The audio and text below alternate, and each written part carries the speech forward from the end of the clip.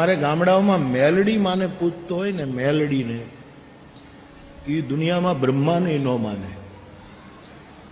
વિષ્ણુ તો એને કાંઈ નહીં, શંકર તો એના માટે હાવ રૂખડ. મારી મેલડી માં એટલે બસ પહોંચેલી. ખોડિયાર માને માનતો એ સૌની વ્યક્તિગત નિષ્ઠાનો પ્રશ્ન છે.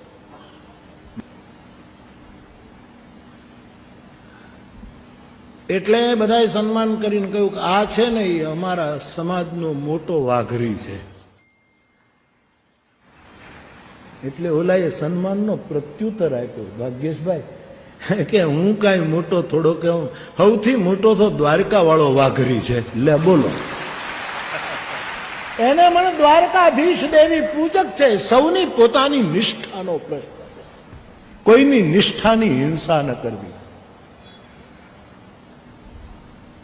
એ ધ્યાન રાખો.